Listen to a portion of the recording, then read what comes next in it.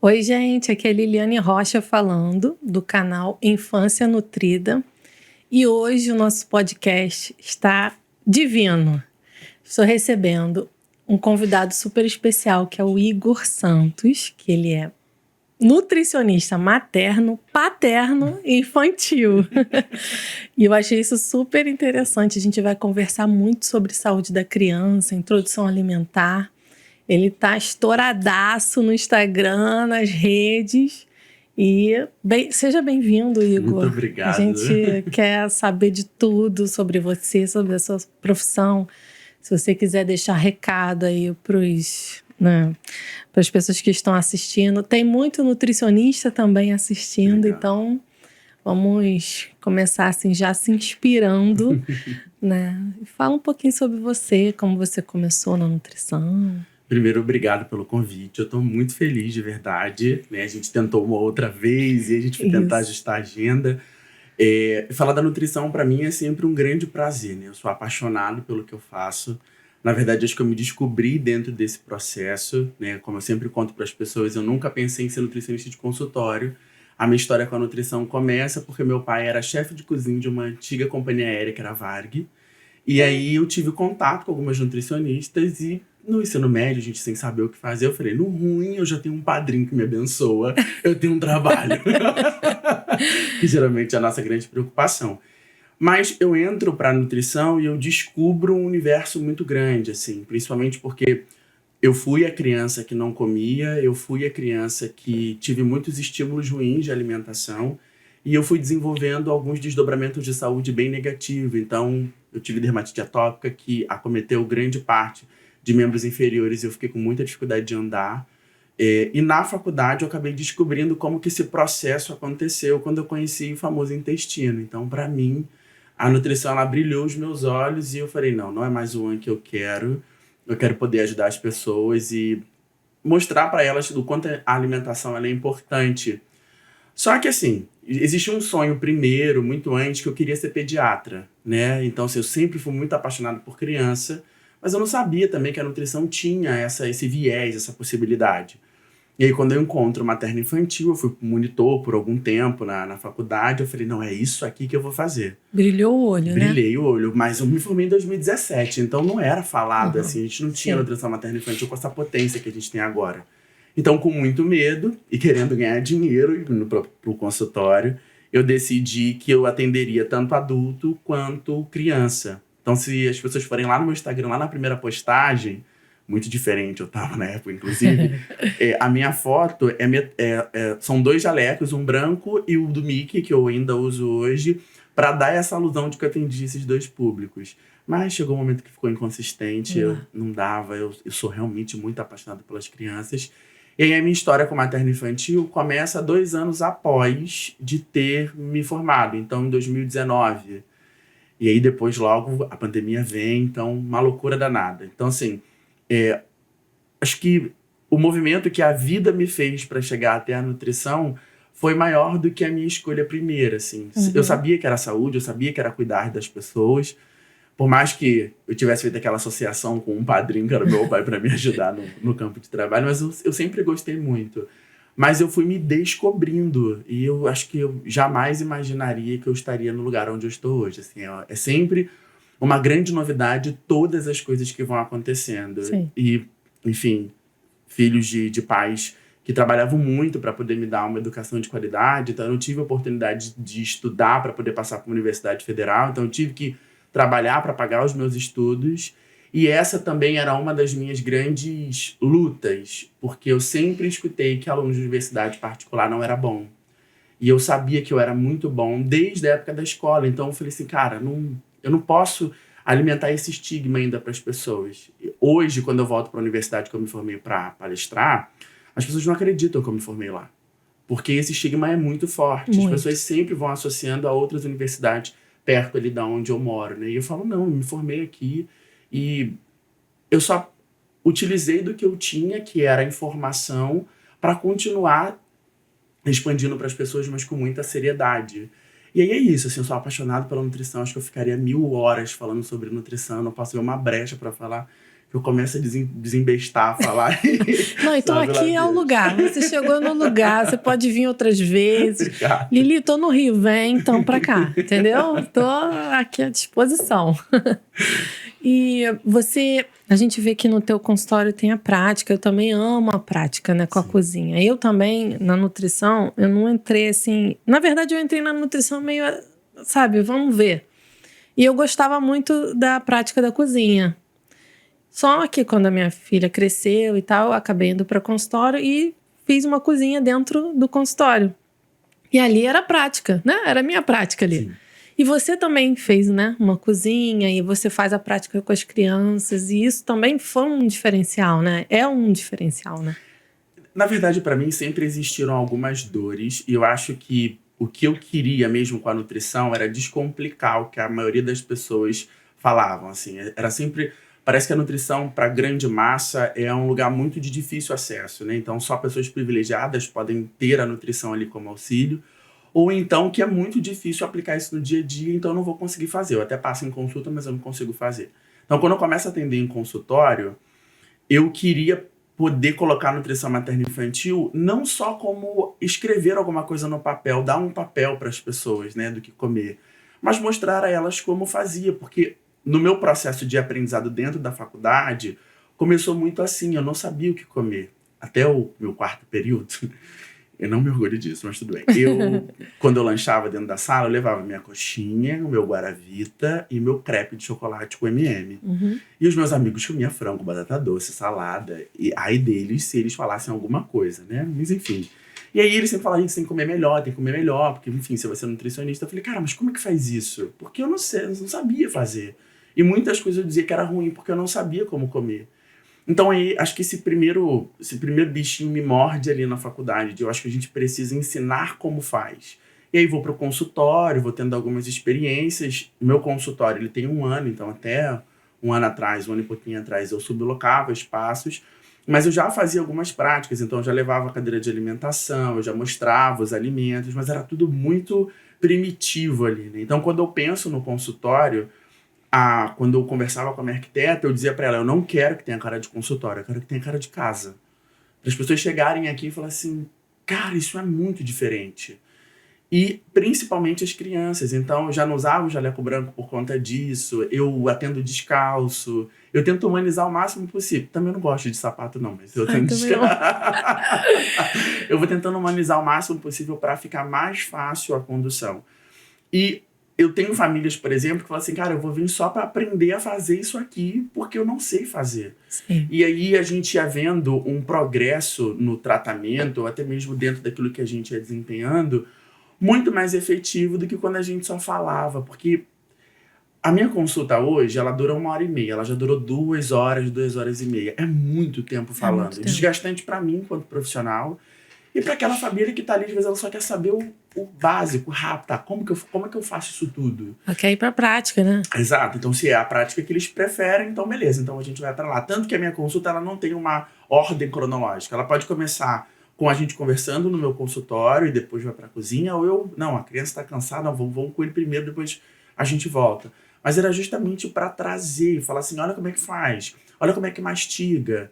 Tinha muito, na questão da introdução alimentar, tinha muito, quando os pais voltavam de Igor, ele não gostou. Ele cospe. Eu falei assim, mas cospe como?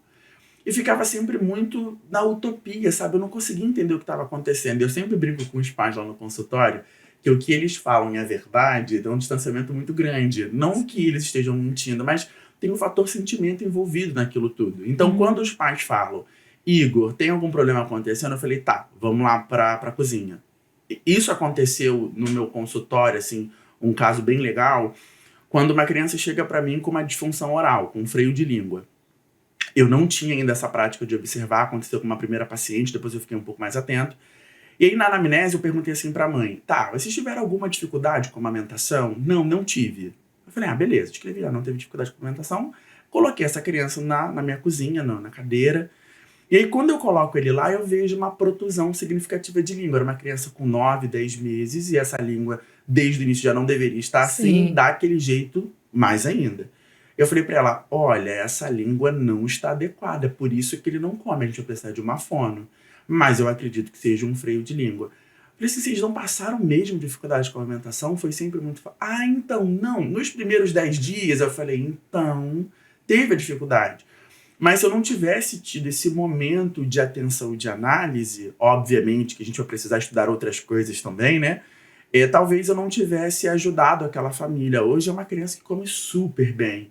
Mas eles poderiam ter parado na dificuldade. Essa recusa, que era por uma causa orgânica, ela desenvolveria, ele evoluiria para uma seletividade alimentar e a gente perdeu essa criança. Por um olhar que não estava tão atento à prática. Por isso que até na minha mentoria, o importante é a prática. A gente fala, a gente pontua várias coisas, o teórico ele é muito importante, mas se a gente não tiver olhar clínico, passa. E essa é a minha última turma agora, que começou, as meninas, eu sempre mostro alguns vídeos, eu falo para elas, o que vocês perceberam aqui? E aí uma delas falou assim, cara, você tem um olhar clínico muito diferente, porque para mim estava tudo certo. Eu falei, mas é esse olhar treinado que a gente precisa ter. Porque senão a introdução alimentar ela se perde. E as crianças hoje em dia, elas estão muito mais desenvolvidas do que, de repente, as crianças de 7 anos atrás, quando eu me formei. Sim. Que era um pouco mais tranquilo de conduzir. Então, pensar no consultório com a cozinha, que hoje eu já nem quero mais cozinha, eu já quero um projeto muito diferenciado, porque eu acho que a gente precisa envolver essa criança em vários aspectos, não só ali cozinhar o alimento, mas é justamente para isso, para falar para o pai, olha, é assim que a gente faz, é assim que a gente não faz, é assim que a gente aborda, é assim que a gente cria a previsibilidade na hora da refeição, porque tá tudo muito mecanizado, muito robótico. As pessoas sempre vão dizer que elas não têm tempo. O que, na verdade, a gente precisa só saber administrar melhor esse tempo. Verdade. E aí as coisas vão fluindo um pouco melhor. Eu vi também no seu Instagram a questão do mercado e tal. Gente, é isso, né? É aproximar a criança. Não é só sentar, colocar comida e vamos comer. Né? Vamos aproximar, vamos ter o contato, olho no olho, sim, observar. E ter profissionais assim capacitados para identificar esse caso que você falou, isso também é muito importante, né? Porque se os pais não identificam que é o normal, o pai não vai identificar isso, assim, dificilmente, sim, né? Só se ele teve contato com uma outra família que teve, aí ele vai lembrar. Mas o profissional, ele vai levar no profissional. Se o profissional não identifica, né? Aí é o que você falou, vai progredir para uma seletividade e aí o pai vai falar, é seletividade, tudo é seletividade. Não. Qual é a causa da seletividade? Exatamente. Tem que saber. Exatamente. E aí, essa identificação realmente é o diferencial, é o pulo do gato, né? Porque e a gente sai do que é o mesmo, né? Eu falo muito com as minhas estagiárias que eu sou um ser humano muito crítico e eu gosto muito de ser assim. Porque eu não gosto de reproduzir o que todo mundo reproduz, eu não gosto de fazer, sim, o que a grande massa está fazendo. Sim. E eu acho que isso faz com que a gente se destaque no mercado, mas principalmente que a gente consiga entregar um serviço de qualidade. Obviamente que hoje estudar só sobre composição de alimento, que é muito importante, que é a nossa base de tudo, é legal, mas não é só isso. Então eu vou precisar aprender sobre... Se eu quero trabalhar com introdução alimentar, eu vou precisar estudar um pouco sobre amamentação, porque tem interferência. Eu vou precisar estudar sobre vias de parto, porque tem interferência. Eu vou precisar estudar sobre disfunção oral, porque tem interferência. E aí eu saio de entender que aquele cenário é um cenário que é singular, né? Na verdade, plural, todo mundo vai passar ali, mas eu consigo entregar algo um pouco mais personalizado, porque eu vou analisar essa criança num todo. Eu vou precisar saber sobre suplementação, então eu não vou ficar só restrito àquilo ali. Não, a minha função é só prescrever um cardápio. Isso é o mais fácil de todos. Verdade. E para isso, as pessoas não precisam mais da gente, porque a gente tem a informação. A gente tem a gente mesmo na internet falando dos grupos alimentares, quem são os grupos, como sim, que montam, sim, como que compõem. Quando as pessoas chegam no nosso consultório, a gente vai pensar naquele indivíduo e fazer um compilado do que seria melhor para ele. Mas, de maneira geral, todo mundo sabe o beabá. Então, eu preciso fazer mais, porque eu preciso entregar mais. Quando eu vou interpretar um exame de sangue, que se eu olhar só pelo valor de referência, eu vou ficar muito perdido. Então é esse olhar mais crítico que a gente vai precisar ter para ser um profissional bom. E bom, quando eu digo bom, e eu sempre também comento muito isso com as pessoas que estão à minha volta, porque essa é a minha missão particular, assim. E o ser bom não está sustentado por aquilo que o outro vai olhar. Eu preciso deitar minha cabeça no travesseiro e falar assim, não, eu fiz o que eu pude, eu fiz o melhor, eu entreguei tudo o que eu podia entregar. Daqui para frente eu não consigo mais. ou até mesmo entendendo as minhas limitações. Existia uma criança que precisava de um acompanhamento fonoaudiológico, eu não posso fazer mais nada a partir dali. Eu não posso evoluir textura, porque ela pode acabar engasgando, isso é uma problemática muito maior. Eu gero um trauma, a alimentação não acontece. E aí, estudando mais, que eu vou entendendo quais são os outros profissionais. Hoje eu tenho uma rede de apoio em Niterói maravilhosa, assim, muito incrível. De poder, por exemplo, ligar para eles e falar assim... Hoje eu vivo isso com uma fono, que é a Alice, maravilhosa. Eu sou apaixonado no trabalho dela. A gente tem um paciente em comum, na verdade, é uma grande pirâmide, né? É Alice, eu e Fernanda Catarino. Ela veio aqui. Ela veio. Fala muito, ela. Nossa, muito legal. É uma grande pirâmide. E aí eu lembro que um dia eu tava no shopping, a Fernanda me ligou, eu liguei pra Alice, a gente se ligou e na última consulta ele passou comigo, eu falei pra Alice, eu vou no consultório, porque na sua avaliação a gente leva mais textura, E aí a gente consegue entregar para essa família um serviço tão de qualidade, porque a gente consegue conversar. E aí é mais interessante, mas porque eu tive um olhar atento. Não para eu fazer o trabalho da Alice, porque eu jamais conseguiria fazer, mas para a gente poder ir orientando. E aí, enfim... Sim, é o que você falou, ampliar, porque você sabe o que pode estar acontecendo ali, mas você não pode intervir. Mas você sabe o que está, né, sinalizando. E aí você consegue encaminhar. Né? Porque tem pessoas que, é meu paciente. Misericórdia, quando fala meu paciente, eu já fico... Já dá até, né? Porque não existe isso, é uma intervenção multidisciplinar. Exato. Mas teve um ponto também muito legal que uma outra profissional, que ela é consultora de amamentação, a Hélida, né? Ela falou numa das palestras que eu tava, assim, não adianta uma equipe multidisciplinar se a gente não tem comunicação. É cada um fazendo o seu, sabe? Eu faço o meu, você faz o seu. E aí é um quebra-cabeça que depois, que na hora que junta, ele não encaixa. Porque a gente não tem esse diálogo. E, obviamente, às vezes a gente não vai conseguir parar para ter uma grande conversa no WhatsApp. Olha, tá acontecendo isso, ouve quando você puder, depois você me devolve o que você achou. E a gente vai trabalhando junto, assim, é muito incrível. Por exemplo, de chegar... Hoje, não só a Fernanda, como rede de apoio de pediatras, eu tenho outros pediatras em Niterói muito interessante, mas de poder chegar no meu consultório e falar assim, cara, eu sei que eu não preciso mexer nisso aqui. Eu sou muito confiante que eu sei que esse profissional vai conduzir muito bem.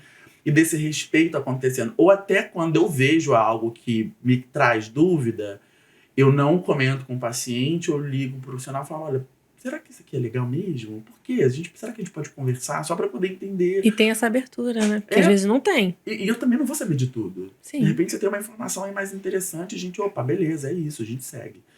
Então, isso para mim é o mais importante. E aí eu olho para isso tudo assim, eu não consigo ter imaginado lá atrás que isso aconteceria, assim. Porque foi um trabalho, assim, muito de formiguinha. Eu lembro que eu comecei bem pequenininho no Instagram e eu ia ali tentando, né, o meu espaço para conseguir ser visto. E um dos motivos no qual eu me desfiz dos meus pacientes adultos, que os meus amigos na época falaram que eu era muito doido. Porque, assim, início de profissão... Sempre falam. A gente não tem muito paciente mesmo, óbvio. E eu tinha um pouquinho de cada público, né? Você é maluco. Eu falei, não, eu preciso ser referência. Sim. Eu quero que as pessoas falem de mim, quando elas pensarem em mim, elas falam assim, não, eu sei quem é ele, eu sei o que ele faz. Então, para mim, não valia mais a pena atender todo mundo, fazer tudo que todo mundo faz. Principalmente no materno infantil, hoje também eu não faço mais tudo. Antigamente eu atendia casas que queriam engravidar, eu atendia um pouco mais ali dentro do puerpério, hoje eu faço muito menos, assim. Gestante também, bem menos. Muito menos, assim. Não deixo de atender porque tem umas doulas que me pedem, pelo amor de Deus. Mas a minha paixão, a paixão da minha vida são as crianças. A minha agenda de introdução alimentar gira em torno deles. Então eu só tenho horário para as outras pessoas depois que a gente ajustou eles. Entendi. E é o que eu mais amo fazer, assim. Eu às vezes estou conversando com algumas pessoas, eu vou brincando e falo assim, eu peço muita licença para todos e sem prepotência, mas isso aqui eu sei fazer muito. Muito, porque é o que eu estudo desde o início, assim. E porque era o que me chamava a atenção para que essas crianças não passassem pelo que eu passei. Sim. Na minha infância, na adolescência. Eu tenho ainda hoje alguma dificuldade com a alimentação que eu vou tentando me vencer por eles. Muitas coisas eu faço pelas crianças. Falo, não, vai dar tudo certo, eu vou conseguir, para a gente conseguir trocar. E o que a gente vem colhendo disso tudo, assim, então é incrível demais. É lindo, né? A gente já transformar a vida das pessoas desde pequenininho, né? Exato. Desde o início ali E dentro da introdução alimentar, como é que é a tua dinâmica, assim? Você marca os 6 meses, né? Aqueles marcos, como é que é você A minha trabalha? introdução alimentar, ela é dividida, eu chamo ela de fases. E as fases, elas me ajudam principalmente a entender o local de desenvolvimento que essa criança está e como eu consigo potencializar ela não só na alimentação.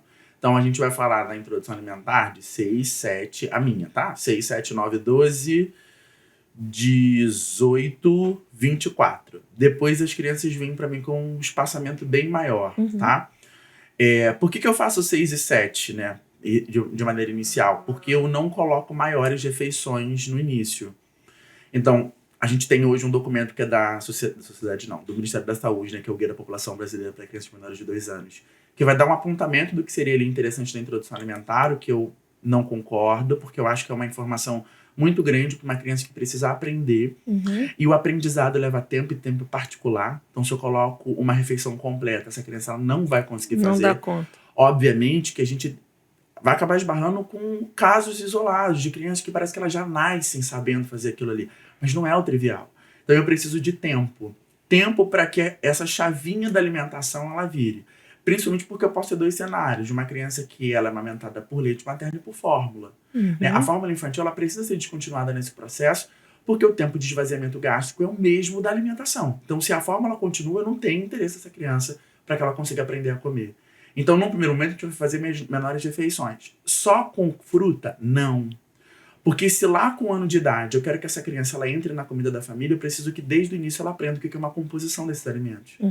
Então, desde ali a gente vai trabalhar as texturas mais macias, eu vou cadenciando algumas texturas. As pessoas na internet ficam até meio abismadas, porque eu ofereço para as crianças tapioca com paz de amendoim com 6 meses. E eles falam assim, Igor, pelo amor de Deus, como é que você faz isso? Você é maluco. A minha família vira e mexe, fala que eu vou matar algumas crianças. Eu falo assim, gente, pelo amor de Deus. Mas por que eu ofereço a tapioca com paz de amendoim? Aí entra a nutrição. E aí entra a bioquímica. O carboidrato, ele começa a digestão na boca.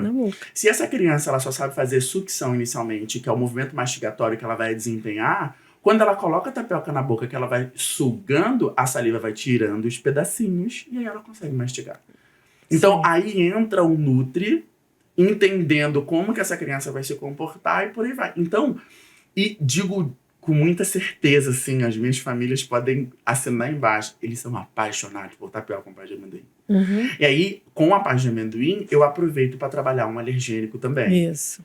Que é importante. Que até os 9 meses, né? Exato. Só o amendoim? Não. Na minha mentoria, eu vou sinalizando muito isso. Assim, tudo na minha condução da introdução alimentar existe uma justificativa. Porque quando a criança faz 6 meses, ela tá apta para comer tudo. Ela pode comer tudo. A questão é que se eu não cadenciar isso para a família, eles também vão ficar muito perdidos. Então, quem que eu trabalho com 6 meses, além de um café da manhã, um café da tarde bem composto? 2 alimentos da janela imunológica. Amendoim e ovo. Por que eu trabalho ovo com 6 meses? Porque com 9 ela vai fazer algumas vacinas que foram inoculadas em embrião de galinha. É o melhor momento, né? E aí, lá na hora que ela fizer essa vacina, vamos perguntar a essa família se ela já experimentou o ovo ou não. Então, se eu faço aqui, eu tenho algum desdobramento, que nem sempre é alergia, mas um desconforto ali do sistema imunológico quando reconhece, ele quando olha para aquela proteína, eu tenho tempo de poder fazer alguns ajustes e devolver uma resposta mais interessante. Então, a minha introdução alimentar, ela é cadenciada, tudo faz sentido, assim, tudo precisa ter um motivo pra gente poder encaixar. E aí a família, ela sempre sai do consultório esperando o que vem no próximo? O que a gente vai ver no próximo? Porque aí pra gente também, enquanto nutricionista, fica mais fácil pra fazer as entregas. Porque, por exemplo, com 16 meses, eu já fiz receitas que eu liberei lá no caderno de receita de 1 ano que eles não fizeram. Porque é muita coisa. As famílias, eles não vão reproduzir tudo que você... Não dá tempo. Principalmente porque eles ficam muito apegados, e essa é uma conversa que a gente tem que ter muito com eles, de, não, isso aqui ele come. Então eu vou dar isso aqui que ele come. Eles vão se apegando só ao que come e não tem essa variação do repertório alimentar. Então, a minha condução, ela parte desse lugar. O que eu sempre converso com as meninas no consultório, que são as minhas estagiárias, é: o que eu faço é certo, que as pessoas fazem errado? Não. Isso é o que eu entendi do que é introdução alimentar e o que faz sentido para mim. Alguém que começa com 6 meses e com tudo completo. Se fizer sentido, tá tudo tranquilo. Sim. E aí, olhando para as abordagens nutricionais, para que a gente não tenha a preocupação da oferta de proteína, né, de ferro, ela ser diminuída, e de alguns outros nutrientes que o Bliss vem trazendo uma preocupação, eu disponibilizo no cardápio. Então vai ter ovo, vai ter fonte ali de zinco, pra gente deixar tudo bem ajustado. Sim. Aí faz sentido, aí a gente consegue deixar tudo muito bem amarradinho e a gente vai evoluindo aos poucos. Então, por exemplo, da tapioca que a gente faz, com 6, com 7 coloco biscoito de arroz. Porque eu já trabalho o alimento rígido. Eu vou ter um posicionamento de língua diferente. Sim. Porque também na prática, lembra que eu queria falar antes, eu não falei. Na prática, quando eu observo, por exemplo, essa criança que cospe o alimento, eu vou conseguir mostrar para a família, por exemplo, se eu entendo um pouco de amamentação, que esse cuspir está no posicionamento da língua que não sabe lateralizar para comer, só sabe fazer sucção. Então, por exemplo, com uma banana, 2 frutas que eu sempre faço no início, laranja e banana. Laranja porque tem caldo, ele sabe fazer sucção, então vai funcionar de primeiro modo.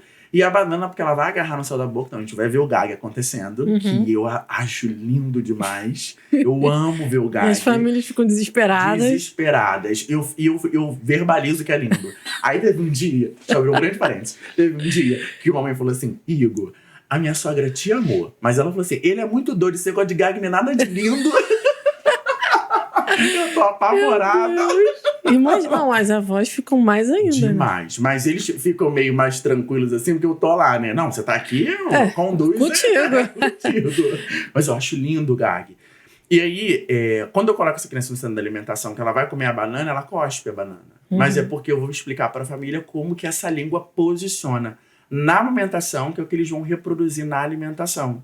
E como depois ela vai evoluindo e desenvolvendo. Isso. Então, tudo tem um porquê para ficar bem amarradinho. Eu sempre falo lá no consultório, para as famílias ou para minha estagiária, que, para mim, o sim não é suficiente.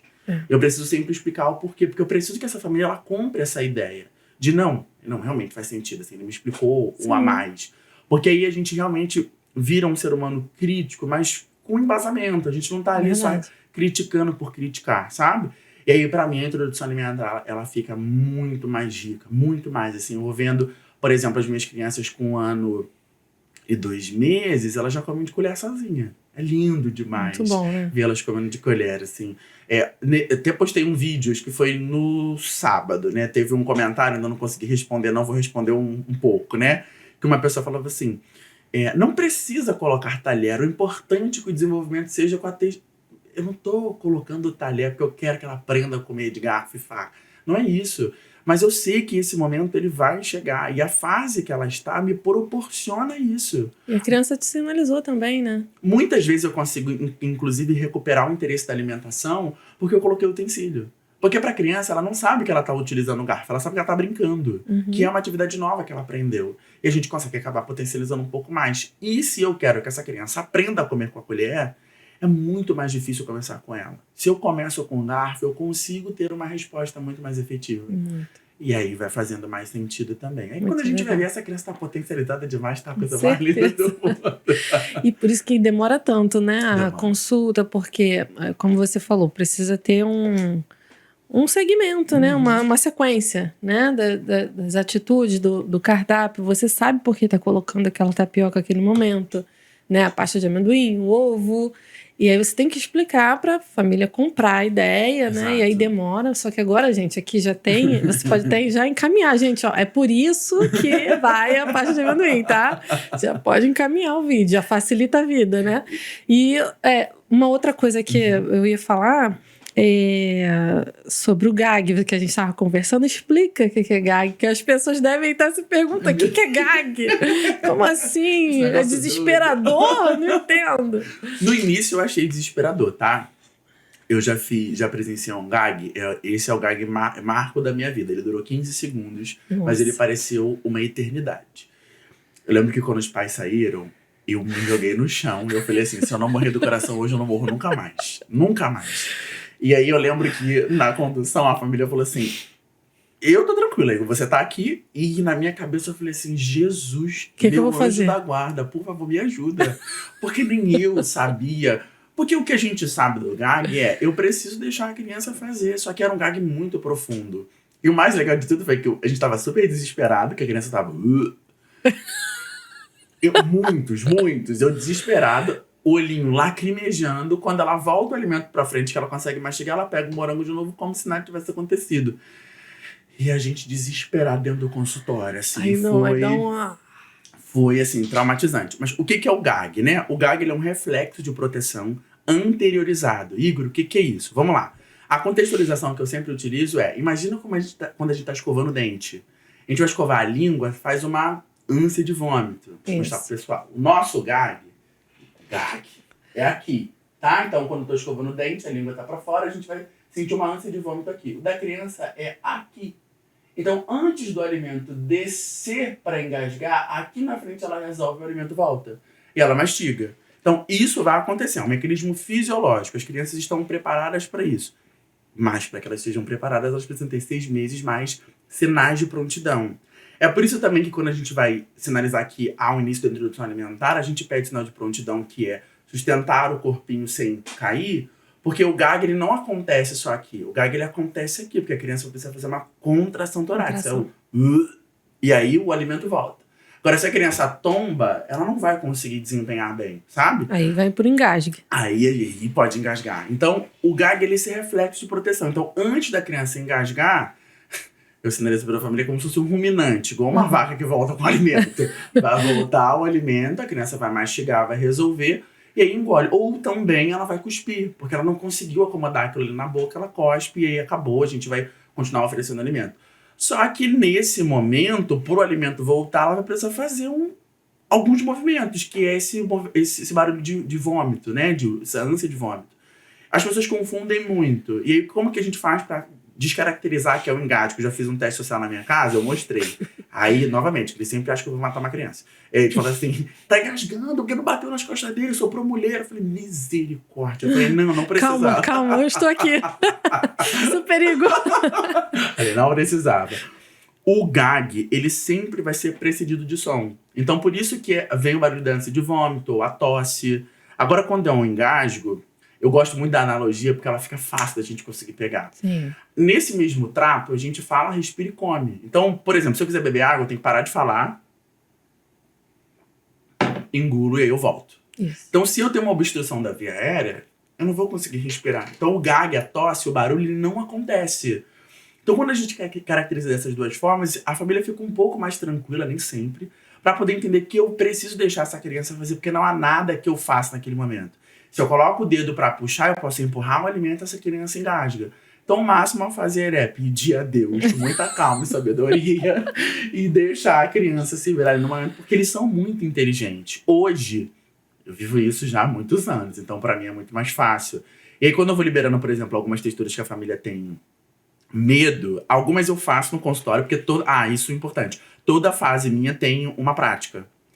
Então eu vou liberando alguns alimentos, principalmente aqueles que têm mais medo. Por exemplo, com 7 meses eu libero drumete. Eles ficam malucos também. Assim, come com a família, ele vai comer, fica tranquilo. Quando eles não fazem, eu faço no consultório. Aí eu ensino como tempera, eu mostro temperando, eu coloco no air fryer, e aí eu deixo a criança fazer e vai funcionando mais. Mas essa família vai precisar entender que a criança ela vai precisar passar pelo gag também para ela ir aprendendo. Quanto mais vai passando o tempo, menos ela vai fazendo também. E também, por estar no consultório, traz uma segurança para eles também, né? Porque em casa é outro assunto, né?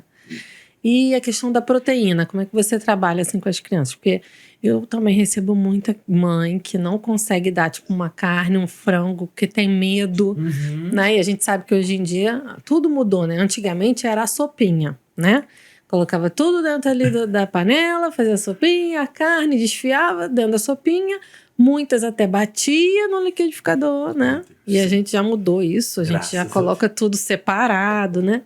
E aí, quando entra nesse momento da carne, muitas famílias têm essa dúvida, né? Então, seria legal se falar. A questão da proteína e do alimento inteiro é que eles sempre vêm com a narrativa de eles não têm dente. Aí eu falo para eles, não, eles têm dente, só não está rompido. A gengiva de uma criança é diferente da gengiva de um idoso. O idoso, quando ele perde o dente, a gengiva ela fica mais frágil. A analogia que eu faço quando essa criança mama no peito, eu pergunto assim, você já levou uma mordida na amamentação? Já, e doeu muito. Eu falei, então você sabe que essa gengiva tem força. Então, para comer a carne, vai ser a mesma coisa. Quando tem uma criança que ela opta ali pela abordagem BLW, eu vou precisar trabalhar o inteiro. E aí eu vou sempre sinalizar para a família que ele não vai comer a carne, ele vai chupar a carne. E aí no processo vai saindo uns pedacinhos, isso vai evoluindo durante o tempo. Quando é na colher, que eles ficam mais tranquilos, porque essa é a questão, assim, o adulto, ele precisa entender que esse lugar de centro não é mais dele. Você chega a fazer uma coisa tipo assim... Eles querem, É porque pra mim, eu preciso visualizar. Quando, é igual quando a gente fala assim, porque eu achei. Aí eu falo pra ele assim, quem que achou?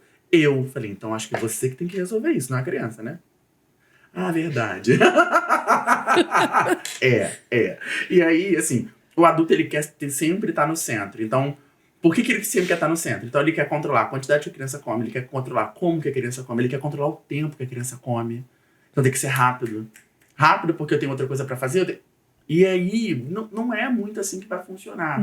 Mas a colher acaba dando esse lugar de segurança, porque tá ali tudo desfiadinho e eles vão oferecendo. E aí eu faço no consultório. Falei, você me deixa fazer? Deixo, tá tudo bem então. Legal. Então eu vou e mostro. A prática, ela me beneficia por conta disso. Porque às vezes eles não fazem pelo fator medo. Eu tenho muitas mães que estão sozinhas com as crianças em casa. E às vezes algumas coisas elas vão tentando no final de semana, quando o marido tá. E aí eu falo, não, beleza, pode tentar lá, a gente vai conversando com você, manda mensagem, a gente vai vendo ali pelos vídeos e eu vou instruindo vocês. Mas geralmente é pelo fator medo e por não saber fazer. Porque a gente vai voltar num ponto importante. Nós fomos a criança que não teve todas essas possibilidades de estímulos. Eu brinco com todo mundo, adoro essas brincadeiras. Você vai vendo que eu vou sempre falando isso, né? Eu brinco com todo mundo, essas analogias, que a gente é a geração limbo. Que é a pior geração que existe. O que é essa geração limbo? A gente é essa galera que viveu estímulos ruins e que agora entende bons estímulos. Só que na hora de aplicar, meu filho, o cérebro confunde, ele é concreto. Né? O que eu sempre falo pra eles assim, a alimentação pra mim é mais fácil porque eu estudo isso todos os dias. Mas, por exemplo, eu tenho um afilhado que ele é o amor da minha vida, eu sempre posto ele no Instagram, né? Já vi. E sempre. No alimento, eu sei conduzir com ele, né? A gente tem algumas conduções de ordem, que é o que eu falo muito no consultório também. Então, até quando eu chego lá na casa dele, ele fala assim, gente, a ordem chegou. Porque a rotina é outra. Ele é outra criança. Agora não vou embora também, o rato faz a festa. Ele entende a regra. Ele sabe que não tem negociação. É o que a gente combinou pra... E aí... E é bom, a criança gosta disso. Porque, na verdade, quem cumpre só eu e ele, tá? A minha família, o caos tá acontecendo, todo mundo fazendo errado. E eu e ele, a mesa, ele falou assim, Dindo, só a gente faz. Eu falei, meu filho. Olha, que só você é o ponto de, né, conexão dele ali. Exato. E precisa ser assim, sabe? Mas, e assim a gente vai conseguindo conduzir melhor, né? Trazer melhor pra esse ponto. E aí, o que eu falo pra eles é que, assim, na alimentação, pra mim é mais fácil. Mas criar, pra mim, é mais difícil. Então, por exemplo, quando o meu afilhado, às vezes, está falando alguma coisa, eu sempre volto pra educação autoritarista que eu tive. De gritar, de, às vezes, querer até mesmo bater. E quando eu falo isso, não é nem assim, meu Deus, eu faço, eu me orgulho disso. Não, é mesmo pra mostrar para as pessoas que existe uma fragilidade na gente também enquanto profissional. É muito difícil pra mim. Diversas vezes, ele tava falando muito, eu falei assim, filho, cala a boca. Aí eu, não, filho, vem cá, vamos lá. O que tá acontecendo? O que você quer fazer agora? O que a gente pode fazer um pouquinho agora, depois a gente descansa? Mas é muito difícil, porque eu não tive essa oportunidade de ser olhado. Na minha casa era, não fez, apanhou. E é isso. Não tem querer. Essa frase, não tem querer. Criança não tem querer. Como que tem? Criança tem que olhar a forma como o adulto olha pra entender que ele tem que parar de falar ou não. A gente vai reproduzindo muito isso, porque é o adulto que quer estar no centro sempre. E isso vai sendo reverberado pra alimentação também. Então, é o que eu digo, na alimentação pra mim é fácil, mas no criar é difícil. E eu gosto de falar isso no consultório, porque eu quero que eles entendam que tá todo mundo no mesmo barco. Porque é muito ruim quando a gente não tem aproximação. Parece que o profissional tá falando, eu falo, olha, eu tô falando, mas eu sei que não é fácil, tá? Vai custar, vai ter dia que você vai querer puxar os cabelos. Me liga, me manda mensagem. Manda mensagem lá no WhatsApp. Eu vou ouvir sua mensagem e falar assim, fique tranquila, respira, vai dar tudo certo. As coisas vão se ajustar. Mas é porque quanto mais a gente fala e a gente dá nome ao que a gente tá sentindo e o que tá acontecendo, facilita pra gente mudar.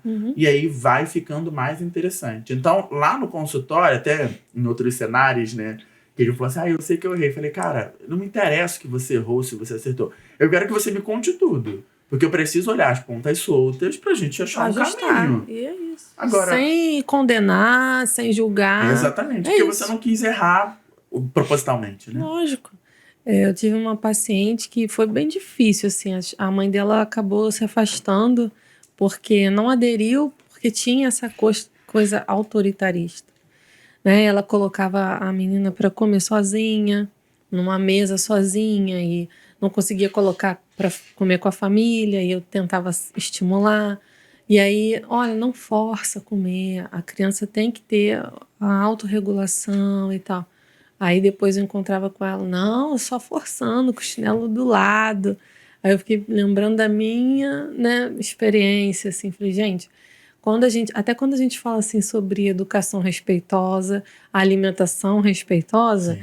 Aí tem essas pessoas que falam, respeitosa, isso não existe, isso é Nutella, não é a raiz, não sei o quê. Aí. Não é assim, gente. Não é ser permissivo. Exatamente. Permissivo é uma coisa, né? Responsável é outra. Totalmente diferente. E aí acaba que o autoritarismo leva, né, pro extremo.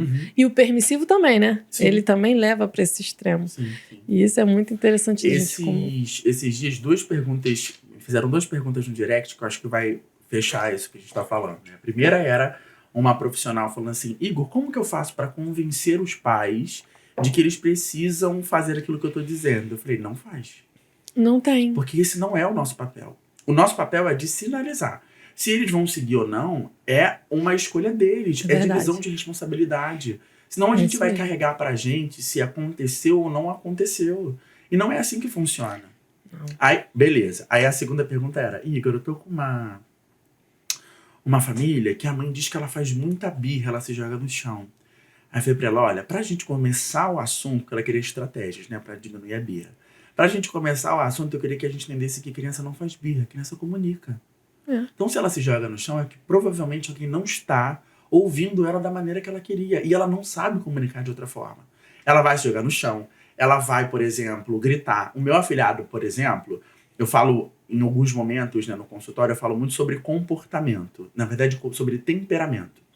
E no temperamento, nós vamos ter no quadrante 4 temperamentos, que são os melancólicos, que é o meu temperamento, sanguíneo, fleumático e colérico. E aí, eu sou colérico. Então, a gente vai dividir entre quente e frio. O meu afilhado, ele é um sanguíneo nato, assim. A correção com ele não é trivial, igual a gente faz com as crianças, porque para ele nada retém. É como um vento. É de fato como a caracterização do temperamento. É como um vento. E se eu grito com ele, porque ele é um temperamento quente, ele chuta a porta. Aí o que as pessoas falam? Não grita não, hein? Não grita comigo não. As pessoas falam assim, mas ele tá muito mal educado. Não, ele não tá mal educado. Ele responde aquilo que é a essência dele. Sim. Ele não pode corresponder ao mundo na maneira como eu observo. Eu sou melancólico. A ordem pra mim, isso aqui, eu sei, se alguém tirar meu telefone daqui, eu sei que tirou. Porque pra mim é tudo muito dentro do estabelecido, do combinado. Primeiro que ele é uma criança, ele não vai conseguir responder a essa altura. E segundo, porque não é da natureza dele. Sim. E aí facilita muito mais. Muitas vezes eu preciso falar sobre temperamento com os pais na consulta, quando eu vou falar, por exemplo, de recusa alimentar, que é o que eu trabalho, pra gente alinhar a expectativa. Eu falo, olha, você é assim, você se vê assim, e o seu filho corresponde dessa forma. Se vocês não acharem uma comunicação, não vai fluir. E o pai e a mãe é o lado maduro. Sim. Entendeu? Ele que tem que entender o filho, como é que funciona. Não é o filho que vai mudar, aquela coisa, né, do adulto ser o centro. Sim. E a gente não está fazendo nenhuma crítica, a gente está orientando. Exatamente. Né? Como o seu filho vai reagir se você fizer dessa forma. Né? Vamos entender qual é a reação dele, o que isso vai estimular. Crianças gostam de desafios, né?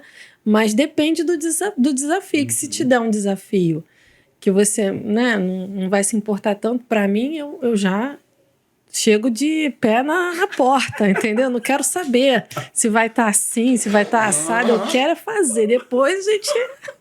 Entendeu? Então, assim, com as crianças também funciona assim. Exato. Né? Isso é muito legal, Exato. gente. Ó, tá vendo? Muita coisa, aprendendo muita coisa aqui com o senhor Igor.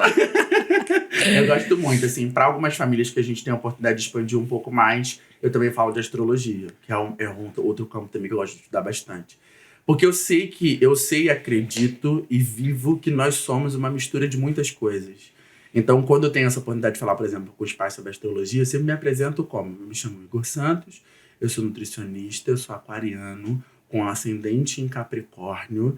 Então, eu sou muito livre como o ar, mas muito sério como a terra.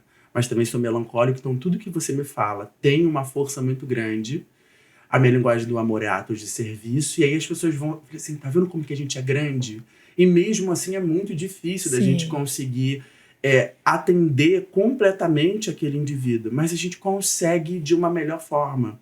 A maioria das minhas crianças em recusa alimentar, elas são coléricas, assim. Eu falo para os pais, eu sei que é difícil, é uma galera difícil. É difícil. Mas não grita. Imagina uma fogueira. Se você jogar água para apagar, essa fogueira vai queimar muito mais. Então o caminho ele precisa ser diferente. E aí, envolvendo esses pais, às vezes eles tiram até foto dos livros que eu tenho lá no consultório, sobre temperamento também, envolvendo esses pais no processo. E principalmente envolvendo o pai.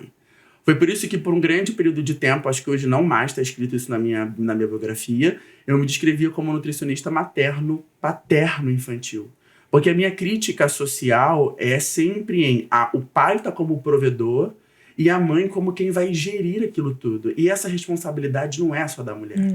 O homem ele precisa estar ali dentro. Então hoje ter os pais do meu consultório, quando eu falo os pais, pai e mãe, é maravilhoso. Os meus pais, né, e aí eu direciono para o público masculino, eles são incríveis. E eles não são incríveis porque eles estão ajudando, não. Eles são incríveis porque eles tomaram a atitude, a iniciativa de ir contra uma corrente que é muito forte social.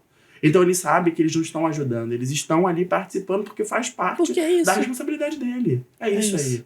E aí isso chama forte, assim, pra mim, sabe? E como eu sou hoje, né, posso dizer assim, né, o único homem no materno-infantil, talvez com a visibilidade que eu tenho hoje, a notoriedade que eu tenho hoje, eu sinto que eu preciso chamar essa responsabilidade para essas pessoas. Muito bom. Meu público masculino é muito menor, mas tem muito pai lá que acaba acompanhando, muito legal. Não, legal, muito legal mesmo. E você falou sobre a linguagem do amor, né? Eu amo isso. Já tem livros, né? Falando para criança, para adolescente, direcionado, né? Eu amo isso, gente. É muito bom. Se você quiser deixar indicação de livros e tal, a gente coloca na descrição. Que é bem legal, né? Para as pessoas se informarem mais. Olha quanta coisa, gente. Quanta coisa a gente falou e não falou quase nada, tá? Porque tem muito mais para ser falado. Mas eu espero, assim, que você venha mais vezes. Como eu te falei, tá no Rio, Lili, estou aqui, vambora. E se você quiser deixar um recado, agradecer, né, a sua presença, veio de tão longe, né, poxa. E a gente estava esperando esse momento, assim, seu aqui. Para mim é um dia muito especial. E eu tenho certeza que para as pessoas que assistiram também. E deixa um recado para eles, né, tanto para os pais quanto os profissionais também. Deixar o seu Instagram, falar, né, as suas referências e pra gente encerrar e com certeza vai rolar mais vezes. Por favor. Eu agradeço muito. Eu gosto muito de falar, então a gente ficaria aqui por horas. Sim. O meu contato é @meunutriinfantil. Eu acho que o melhor e maior recado que eu poderia deixar é a minha frase que eu sempre coloco em todo final da minha mentoria, das minhas palestras e dos meus cursos, que ela diz assim: se plantamos a semente na mudança, no início da vida, certamente nossas crianças serão a colheita esperançosa de adultos mais saudáveis. Que é o que a gente quer. Ai, arrasou. Amei. Obrigado. Obrigada, Igor. Adorei. Gente, então, ó, vou encerrar com muita dor no coração, porque tá tão gostoso esse bate-papo. Mas a gente deixa, né, o convite aqui para ele estendido e espero que vocês estejam acompanhando aí, se inscrevam, manda para aquela mãe, para aquele pai, né? Que precisa ouvir todas essas informações de qualidade atualizadas, né? Se inscreve no canal, salva aí, né? Se quiser deixar alguma pergunta, a gente encaminha para o Igor, né? Então, assim, no nosso próximo episódio, com certeza vai ter outras novidades e eu espero vocês aqui, tá bom? Um beijo da Nutri.